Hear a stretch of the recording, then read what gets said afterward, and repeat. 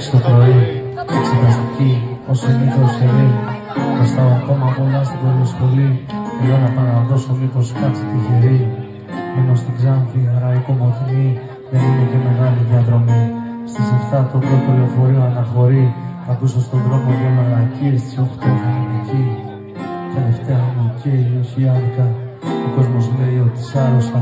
Το tour μου έγινε sold out, το δίσκο μου τον αγάπησαν. Κι αν μη τι άλλο έβγαλα όλα χιλιάρικα. Επιτέλους πάω σε νέα πόλη, με νέο σπίτι, νέο πορτοφόλι. Αφού ρωτάνε για νέα κομμάτια όλοι, η μποριά κρατάει και το όνειρο δεν τελειώνει.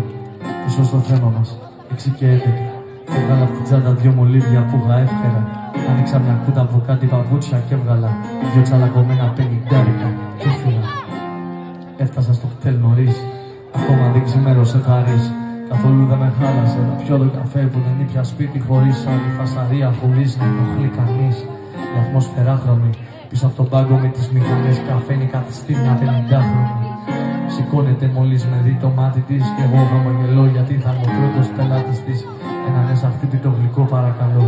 Και στοιχειοδός γυρίζω το βλέμμα χωρίς να θέλω. Και βλέπω ένα κολόγερο στα 2 μέτρα από εδώ, με ένα σκατό πουκάμισο και ένα παλιό καπέλο. Ομολογώ πως το συχάθηκα και στο κουτσοθένει προνοιάτικα. Εν τω μεταξύ βγάζα από την τσέπη μου το 1,50 και το πετώ διστακτικά στο πάλιο σαν αντράτικο. Ένα 20 και κέρματα και τάλιρα. Μάζεψα τα αρέστα όσο μαλάκας μαγναντεύει.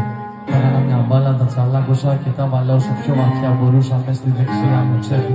Πιάνω τον καφέ μου και ο παππούς με ξανακοίταξε. Το σώμα μου γύρισε, την πόρτα αναζήτησε. Έκατσα στο πρώτο τραπεζάκι, έκαψα ένα τσιγάρο και σκεφτόμουν το μπούστι που με σύγχυσε. Ο γαμημένος κοιτούσε τα λεφτά μου, τα πήρα με τον κόβο μου, μαγιά μου. Δεν έκλεψα κανένα, προστίχω δεν έκλεψα κανένα. Δεν είμαι τρεζάκια, συζητιάνο σαν και σένα. Είδες ένα δύνατο του πάκο με γυαλάκια και νόμιζες απλά θα με φερμάνεις ρε μαλάκα. Αυτά σκεφτόμουν κι άλλα τέτοια με το νου μου όσο κοίταζα με τρόπο με την άκρη του ματιού μου. Η σκέψη μου διακόπηκε από τρόμο. Προς το μέρος μου έρχεται αλλή μόνο και μόνο. Μόνο για να θέλεις ρε μαλάκα να με κλέψεις. Και σε κάνω να μην μπορείς να με φέρεις λέξεις.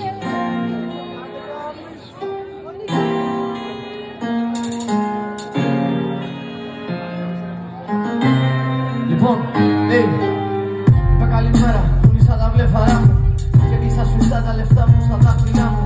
Ερώτησα αν μπορεί να κάτσει αν έχω λίγο χρόνο και σήκωσε την πρώτη καρέκλα τα δεξιά μου. Τα χέρια του ήταν μαύρα, τα δόντια του ήταν σάπια. Τι κάνω εγώ εδώ με αυτόν τον άντρα, με κοίταξε στα μάτια. Πήρε μια τσουβαλή ανάσα, άνοιξε το στόμα του και είπε: δεν είμαι κλέφτης, δεν είμαι ζητιάνος και αλκοολικός, έκανα λάθη. Και στη ζωή κατέληξα φτωχός, δεν ήθελα να σε ενοχλήσω. Το κάνω προφανώς, απλά δεν έχω €1 για να γυρίσω στο χωριό, έχω ξεμείνει. Είμαι κάπου 2 μέρες εδώ, έχω ξεμείνει. 2 μέρες μένω όπου τρώγει στην ευχή. Άλλη μια αλόκοτη αυγή, άλλη μια μέρα που ξεμένω στη ζωή.